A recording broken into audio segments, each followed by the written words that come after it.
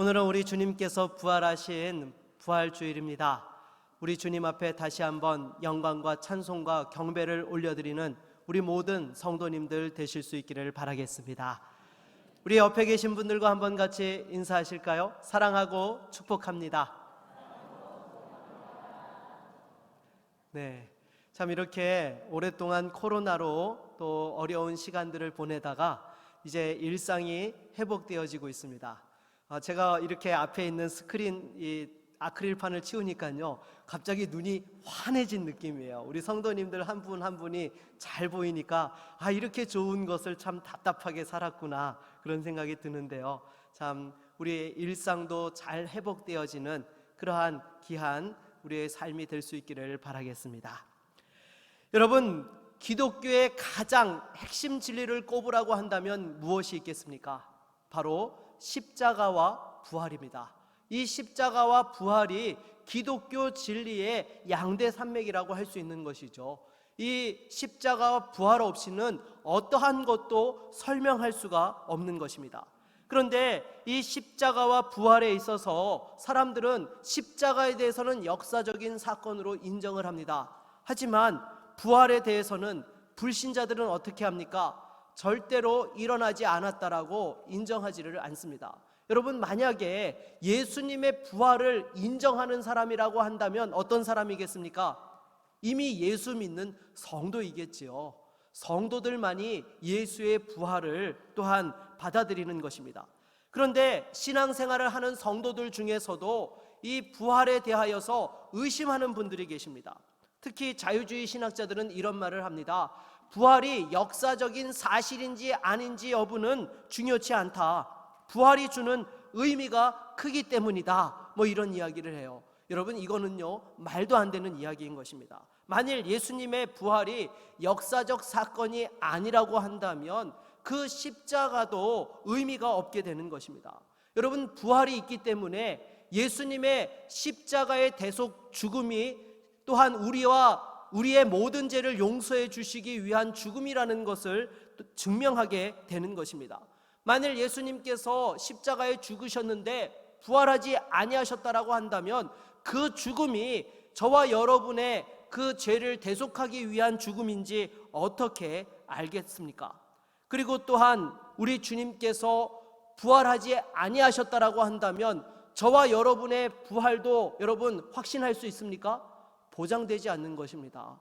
이 세상에 부활한 사람이 아무도 없는데, 생명의 부활을 경험한 사람이 아무도 없는데 어떻게 우리가 부활한다라는 것을 확신할 수 있습니까? 그것은 그때 가봐야 아는 그런 일들이 되는 것입니다. 그렇게 되면 이 세상에서 가장 불쌍한 사람들이 누가 되는 것입니까? 바로 예수 믿는 성도들이 되는 것이죠. 왜냐하면 우리 성도들은 영원한 하늘나라를 소망하고 확신하고 있기 때문에 이 세상 사람들과 같이 살아가지 않습니다. 세상에서 내가 당장 손해보고 어려움을 당하더라도 하나님께서 나의 모든 것들을 보상해 주시고 하늘의 상급과 면류관으로 함께 하신다는 것을 믿기 때문에 우리의 삶 가운데서 얼마나 많은 것들을 내려놓고 살아가고 있습니까? 그런데 부활이 없다라고 한다면 우리의 모든 수고와 희생이 아무런 의미가 없게 되는 것입니다. 그러기에 여러분, 예수 그리스도의 부활과 우리 성도들의 부활은 분명한 하나님의 진리인 줄로 믿습니다. 이 땅에 복음을 전하려 왔던 선교사님들도 여러분 어떻습니까? 당대의 최고 엘리트에 해당하는 사람들이 우리나라에 와서 복음을 전했습니다. 대학을 졸업하면서 학생 부흥운동에서 은혜를 받고 선교사로 헌신하여서 그 고국에서 안정된 직장과 또한 신분들을 다 내려놓고 이국 만리 땅에 정말 당시에 가장 가난한 나라에 와서 예수의 복음을 위해 살다가 또한 이렇게 천국에 가시게 되었던 것이죠. 사랑하는 여러분, 예수의 부활은 참된 진리요, 우리에게 영원한 생명을 주시는 은혜인 줄로 믿습니다. 그래서 우리가 살아가는 현실 속에 당장 부활을 보지 못한다라고 하여서 이것을 허구라고 하면 안 되는 것입니다. 여러분, 하나님의 창조도 그렇지요. 지금 하나님께서 이 세상을 창조하신 이후에 현재 상황에서도 새로운 창조들을 하고 계십니까? 그렇지 않습니다. 태초에 천지를 창조하신 이후에 이 모든 것들을 만들어 놓으시고 그 현상들이 유지되어져 갈 수 있도록 하고 계시지 새로운 창조들을 하고 계시지 않습니다. 그런데 지금 새로운 창조들을 하지 아니하신다라고 하여서 창조가 있었는지 어떻게 아느냐라고 이렇게 사람들은 이야기를 합니다. 그리고는 세상 사람들은 무엇을 이야기해요? 진화론을 이야기하지요. 그런데 실은요, 여러분, 이 하나님의 창조를 받아들이는 것하고요, 세상 사람들이 이야기하는 진화론을 받아들이는 것하고 어느 것이 더 믿음이 커야 될까요? 진화론을 받아들이는 것이죠. 여러분 생각해 보십시오. 제가 여러 번 비유로 말씀을 드렸지만 사막 한가운데에서 스마트폰이 발견되었을 때에 여러분 이 스마트폰이 우연한 그러한 기회에 모래들이 이렇게 모여가지고 규소로 분리되어지고 거기서 스스로 반도체 소자로 이렇게 또한 변화되어지고 또 어떠한 우연의 우연을 거듭해서 소프트웨어가 이렇게 또한 탑재되어져 가지고 스스로 또한 통신 기능을 가지고 스마트폰 기능을 학습해 가지고 작동하게 되었다. 여러분 이게 말이 됩니까? 그러한 것들을 사실이라고 주장하는 것이 실은 무엇에 해당하는 것입니까? 진화론에 해당되는 것이죠. 여러분 어떻게 생명이 우연히 존재케 되어져서 그것이 발전에 발전을 거듭하여 가지고 스스로 사고하고 또한 그 가운데서 생명을 이어갈 수 있는 그러한 메커니즘들을 만들어낼 수 있다는 말입니까? 여러분 스마트폰도 사람이 만들지 아니하면 수리하지 아니하면 제대로 작동하지 않습니다. 하물며 사람은 그와 비교할 수 없는 존재인 것이죠. 그러한 진화론을 사실이라고 주장하는 사람들은요, 어떻게 보면 우리 믿는 성도들보다 엄청난 믿음을 가지고 있는 사람들입니다. 그런데 왜 예수님께서 우리의 죄를 대신해서 죽으시고 부활하셨다는 사실은 못 받아들이는지 참 이해가 되지 않습니다. 여러분 세상을 창조하신 하나님께서 부활도 가능케 하신 것입니다. 무에서 유를 창조하셨다라고 한다면 여러분 죽음에서 생명의 부활을 있게 하는 것 여러분 가능합니까? 불가능합니까? 가능한 일인 것이죠. 하나님께서는 전지전능하시기 때문에 이 모든 것들을 하실 수 있는 것입니다. 우리의 수준에서 생각해서는 안 되는 것이죠. 우리의 현실에서 지금 부활을 보지 못한다고 해서 부활이 없었다라고 거부하는 것은 말도 안 되는 것입니다. 오늘 말씀을 통하여서 다시 한번 부활의 주님을 확신하고 부활신앙으로 승리하는 믿음의 성도님들이 다 되실 수 있기를 주의 이름으로 축원합니다. 그러면 먼저 우리가 분명하게 이 부활을 통하여 붙잡아야 될 것이 무엇입니까? 예수 그리스도의 부활은 역사적 사실이라는 것입니다. 여러분 1절 말씀을 다시 한번 같이 읽어보도록 하겠습니다. 1절입니다. 안식일이 다 지나고 안식 후 첫날이 되려는 새벽에 막달라 마리아와 다른 마리아가 무덤을 보려고 갔더니 아멘. 여러분 안식 후 첫날이 무슨 날입니까? 바로 주일을 말씀하고 있는 것이죠. 그때만 하더라도 안식일을 지켰던 것입니다. 특히나 여러분 이 유대인들의 하루의 개념은 우리와 조금 차이가 있는 것 아시죠? 해가 지는 무렵부터 하루가 시작해서 그 다음날 해질 때까지가 이렇게 하루로 계산되어지는 것입니다. 그러니까 금요일날 우리 예수님께서 십자가에 달려 돌아가셨는데 이제 해가 어둑어둑 져가는 그러한 시간들이 되어지니까 안식일이 시작하는 거예요. 여러분 유대인들은 안식일에는 일하면 됩니까? 안 됩니까? 안 되지요. 그러니까 예수님의 시신을 제대로 수습하지를 못했던 것입니다. 그냥 빨리 예수님을 그 새 무덤에 안치하고 향품을 바른다든지 우리로 말하면 입관 절차를 밟는 그러한 것들을 전혀 하지 못했던 것이죠. 그래서 이 여인들이 또한 예수님께서 이 무덤에 안치되어지고 있는 상황 속에서 안식일이 지난 첫날 또한 찾아와서 향품을 바르려고 하였던 것입니다. 실은 하지만 예수님의 무덤에 들어갈 수 있는 상황이 아니었던 것이죠. 왜냐하면 예수님께서 3일 만에 또한 부활하신다고 말씀하신 것을 대제사장과 바리새인들이 기억을 했습니다. 그리고는 빌라도에게 부탁을 해서 무덤을 봉인하고 경비병을 세워서 무덤을 지키게 했던 것이죠. 여러분, 정말 이들도 대단하지 않습니까? 예수님을 믿지 않는다고 하면서 어떻게 3일 후에 예수님 부활할 것을 알고는 그렇게 무덤을 봉인해 놓고 경비병을 세워놓는단 말입니까? 아무튼 이렇게 했음에도 불구하고 여인들은 예수님을 사랑했기 때문에 앞뒤 따지지 않고 또한 무덤으로 달려갔던 것입니다. 여러분, 우리가 진짜 사랑하면 어떻게 됩니까? 어떤 것도 따지지 않게 되는 것이죠. 계산서를 작성하지 않습니다. 부모가 자녀를 사랑하고 자녀가 부모에게 무엇인가 원한다고 하면요, 여러분, 부모가 어떻게 합니까? 정말 지금 해줄 수 없는 상황인데도 어떻게 해서든지 자녀가 원하는 것을 해주려고 모든 수단과 방법을 다 동원하게 된다라는 것입니다. 계산기를 두들기지 않고 모든 것을 다 해주는 것이죠. 이 여인들도 예수님을 너무 사랑했기 때문에 안식일이 끝나기 무섭게 무덤으로 달려갔던 것입니다. 그런데 큰 지진이 나고 천사가 하늘에서 내려와 무덤의 돌문을 열어놓은 것이죠. 지키던 경비병들이 그 천사를 보고 얼굴이 사색이 되었던 것입니다. 그때 천사가 여자들에게 무엇이라고 말씀을 합니까? 우리 5절로 7절 말씀을 같이 한번 읽어보도록 하겠습니다. 같이 읽겠습니다. 천사가 여자들에게 말하여 이르되 너희는 무서워하지 말라. 십자가에 못 박히신 예수를 너희가 찾는 줄을 내가 아노라. 그가 여기 계시지 않고 그가 말씀하시던 대로 살아나셨느니라. 와서 그가 누우셨던 곳을 보라. 또 빨리 가서 그의 제자들에게 이르되 그가 죽은 자 가운데서 살아나셨고 너희보다 먼저 갈릴리로 가시나니 거기서 너희가 배우리라 하라. 보라, 내가 너희에게 일렀느니라 하거늘. 아멘. 여러분, 천사는 예수님께서 죽음에서 부활하셨다라고 여인들에게 말씀합니다.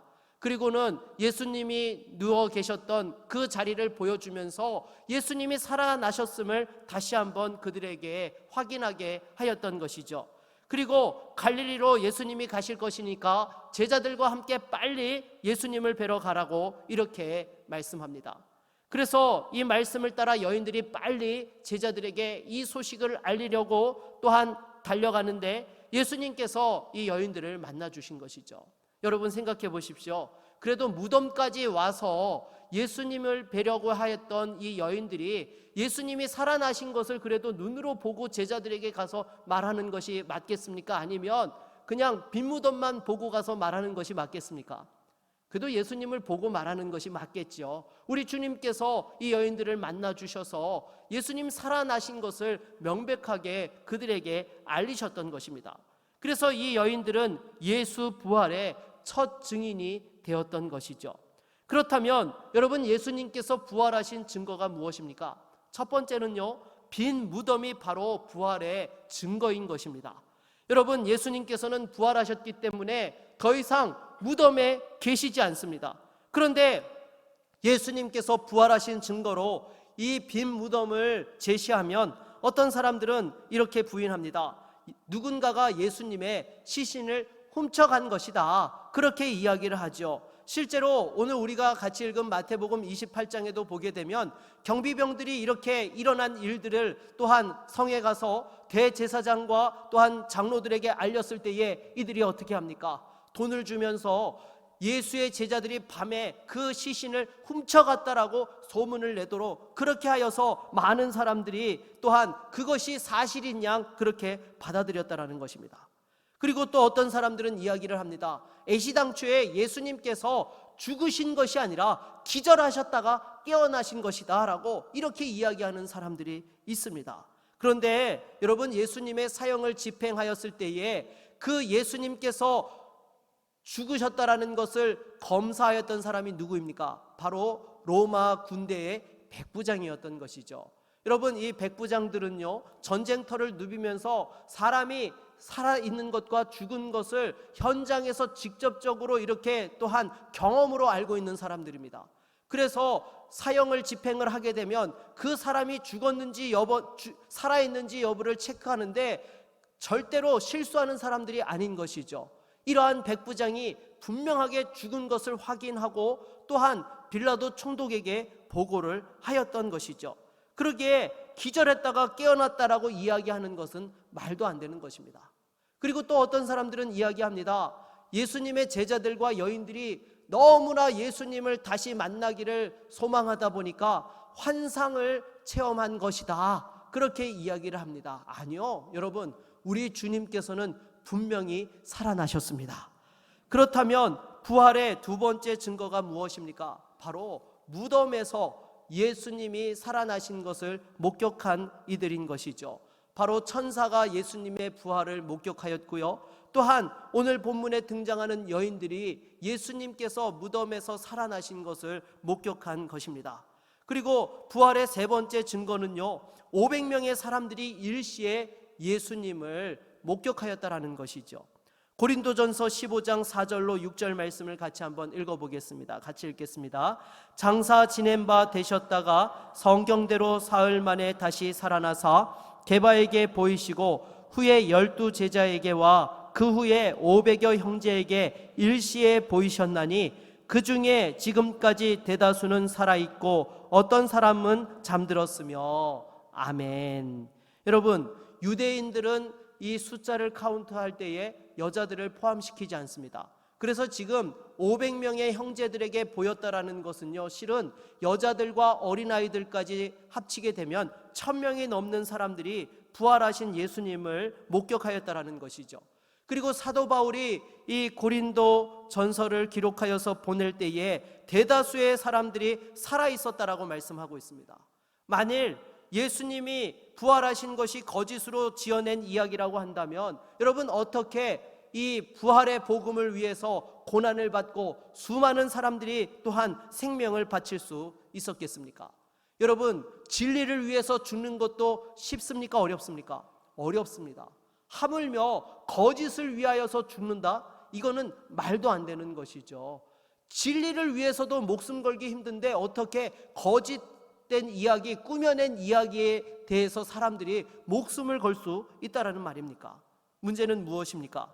부활이 없다고 결론 내놓고 안 믿으려니까 아무리 증거를 이야기해 주어도 그 증거를 부인한다는 것입니다. 부활이 없다고 단정하니까 증거가 증거로 보여지지 않게 되는 것이죠. 여러분, 우리 주님께서 우리에게 주시는 이 부활의 증거를 받아들이실 수 있기를 바라겠습니다. 여러분, 그렇지 않습니까? 우리가 지금 사용하고 있는 이 한글을 누가 창제했죠? 세종대왕이 창제를 하셨습니다. 근데 여러분, 세종대왕이 한글을 창제한 걸 여러분 보셨나요? 그 현장에서 목격하셨습니까? 아니죠. 그런데도 여러분, 어떻게 세종대왕이 한글을 창제했다라는 것을 여러분들이 아십니까? 기록되어져 있기 때문이죠. 조선실록에 또한 기록되어져 있고 그 훈민정음에 기록되어져 있기 때문에 여러분, 우리가 이 한글을 만든 이가 세종대왕이라고 하는 사실을 알게 되는 것이죠. 하물며 여러분, 신약 성경에 많은 성도들이 예수의 부활을 목격하고 거기에 대해서 증언을 하고 있는데 여러분, 우리 시대에 우리가 보지 못하였다고 하여서 그 부활을 부인한다라는 것은 있을 수 없는 일인 것입니다. 게다가 우리 안에는 또한 성령께서 예수의 부활을 확증해 주고 계십니다. 우리가 예수를 믿게 되었을 때에 그 부활하신 예수님에 대하여서 우리에게 말씀하여 주시고 또한 우리에게 하나님의 말씀이 진리인 것을 깨닫게 하여 주시고 또 우리 안에 역사하셔서 하나님을 아버지라고 부르게 하시는 성령께서 증거해 주고 계시는 것이죠. 사랑하는 여러분, 이 예수의 부활이 역사적 사실이라는 것에 조금도 흔들림이 없는 우리 모든 성도들이 될 수 있기를 바라겠습니다. 또한 예수의 부활은요, 우리 모든 성도들의 부활의 첫 열매가 되는 것입니다. 고린도전서 15장 20절 말씀을 같이 한번 읽어보겠습니다. 같이 읽겠습니다. 그러나 이제 그리스도께서 죽은 자 가운데서 다시 살아나사 잠자는 자들의 첫 열매가 되셨도다. 아멘. 여러분, 구약에 보게 되면 첫 열매라는 것이 있습니다. 이스라엘 백성들이 하나님 앞에 또한 이렇게 제사를 드릴 때에, 감사 제물을 드릴 때에 첫 열매를 드렸던 것이죠. 그런데 이 첫 열매에는 어떤 의미가 담겨져 있느냐?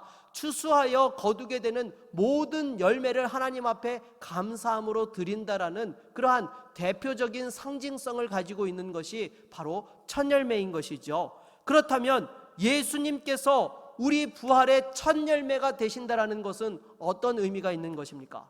그것은 바로 저와 여러분들이 나중에 부활하게 될 것에 대한 대표로서 우리 주님께서 먼저 부활하셨다라는 것입니다.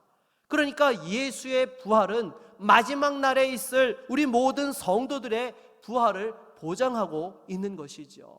마치 아담이 범죄함으로 온 인류가 타락하게 되었던 것처럼 예수님께서 부활하심으로 모든 믿는 성도들에게 부활의 은혜가 주어지게 된 것입니다. 그렇다면 여러분, 우리가 언제 부활하게 됩니까? 먼저 사람이 일단 죽게 되면 그 영혼은 천국에서 부활의 날을 기다리며 쉼을 갖게 됩니다. 요한계시록 14장 13절을 같이 한번 읽어보겠습니다. 또 내가 들으니 하늘에서 음성이 나서 이르되 기록하라, 지금 이후로 주 안에서 죽는 자들은 복이 있도다 하시매 성령이 이르시되 그러하다, 그들이 수고를 그치고 쉬리니 이는 그들의 행한 일이 따름이라 하시더라. 아멘. 요한계시록 21장 3절로 4절도 우리 이어서 한번 같이 읽어보겠습니다. 같이 읽습니다. 내가 들으니 보좌에서 큰 음성이 나서 이르되 보라, 하나님의 장막이 사람들과 함께 있음에 하나님이 그들과 함께 계시리니 그들은 하나님의 백성이 되고 하나님은 친히 그들과 함께 계셔서 모든 눈물을 그 눈에서 닦아주시니 다시는 사망이 없고 애통하는 것이나 곡하는 것이나 아픈 것이 다시 있지 아니하리니 처음 것들이 다 지나갔음이러라. 아멘. 여러분, 그래서 우리 성도들이 예수 믿고 이 세상에서 또한 죽게 되어지면 육신은 일단 흙으로 돌아가게 되어지고 그 영혼은 우리 주님의 품에 안겨서 주님이 다시 오시는 그날까지 안식을 누리게 되는 줄로 믿습니다. 그러다가 나중에 우리 주님께서 재림하시는 그 재림의 나팔 소리가 울려 퍼지게 되면 어떻게 됩니까? 고린도전서 15장 52절을 보니까 나팔 소리가 나매 죽은 자들이 썩지 아니할 것으로 다시 살아나고 우리도 변화되리라. 아멘. 예수님의 재림을 알리는 나팔 소리가 울려 퍼질 때에 그 죽었던 성도들의 육체가 흙에서 영원한 육체로 부활하여서 주님을 또한 맞이하게 된다는 것입니다.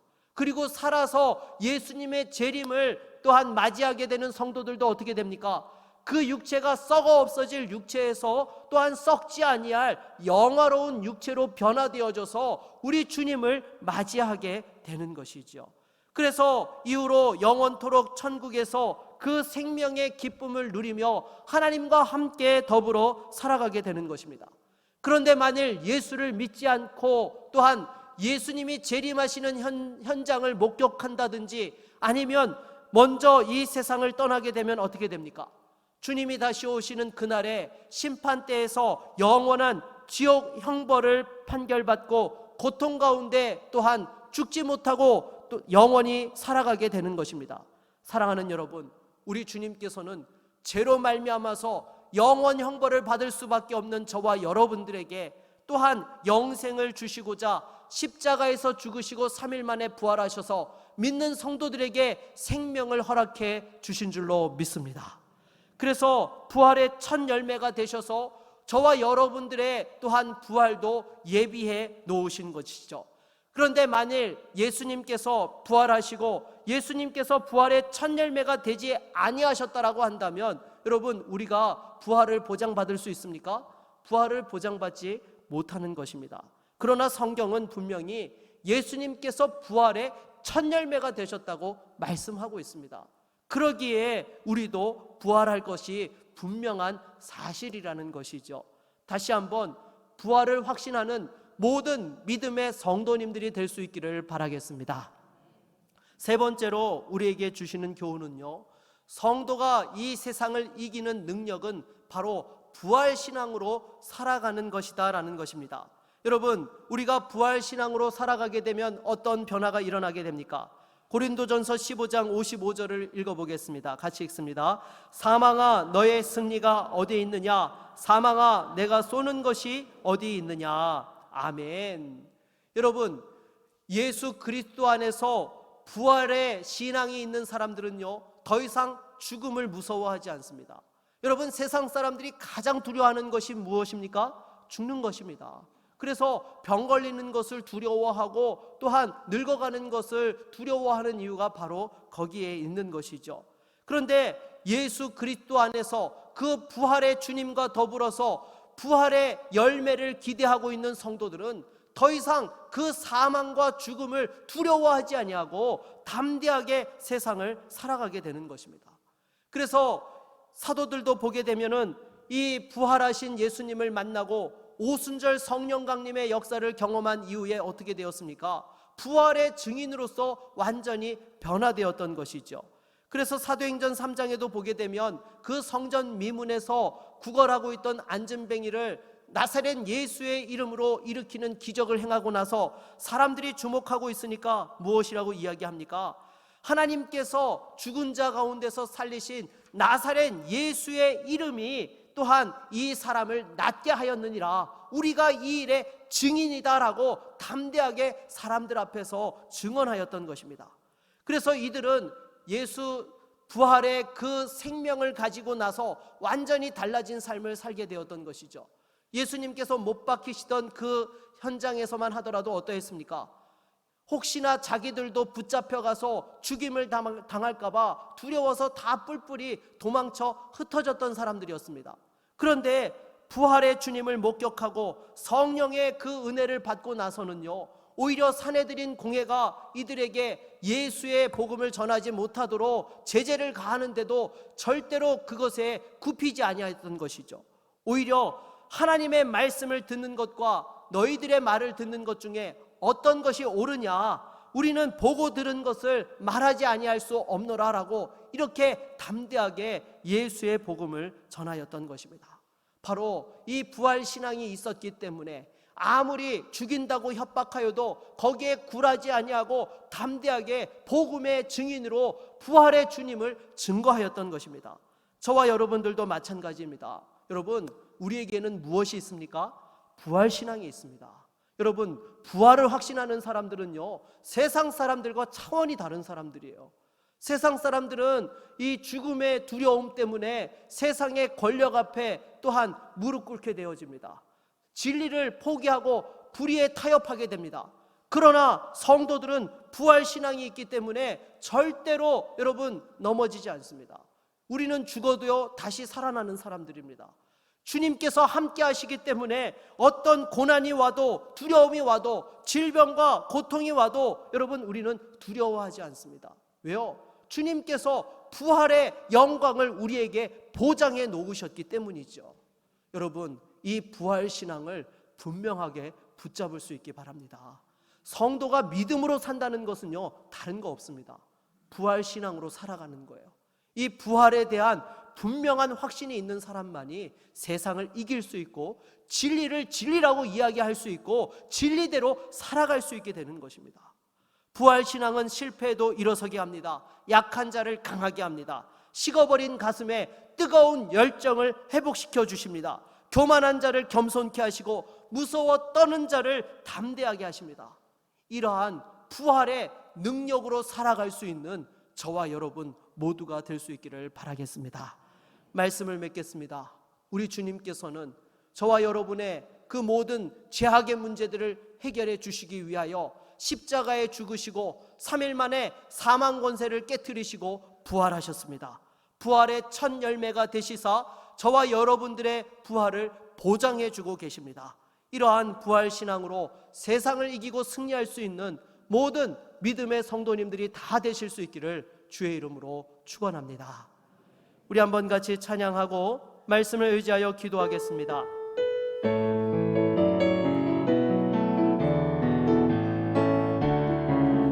주 하나님 독생자 예수 날 위하여 오시었네.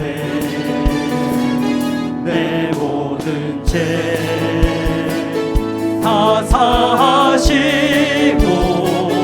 죽음에서 부활하신 나의 구세주 살아계신 주 나의 참된 소망 걱정 근심 전혀 없네 사랑의 주의 발길 인도하니 내 모든 삶의 기쁨을 살아계신 주 살아계신 주 나의 참된 소망 걱정 근심 전혀 없네 사랑의 주내 발길 인도하니 내 모든 삶의 기쁨을 충만하네. 이 시간 말씀을 의지하여 함께 기도하기 원합니다. 여러분, 우리에게는 부활이 있습니다. 다시 한번 부활의 첫 열매가 되신 예수 그리스도를 바라보십시오. 예수 안에 있는 자에게는 어떤 두려움과 염려와 걱정이 없습니다. 어떠한 것들이 결코 우리를 넘어뜨리지 못합니다. 다시 한번 이 부활의 신앙으로 주님을 바라보며 승리하며 나아가는 믿음의 성도가 되게 하여 주시옵소서. 우리 함께 같이 합심하며 기도로 나아갑니다. 주여, 하나님 아버지 감사합니다. 나의 참된 소망 걱정 근심 전혀 없네 사랑의 주내 발길 인도하니 내 모든 삶의 기쁨 늘 충만하네.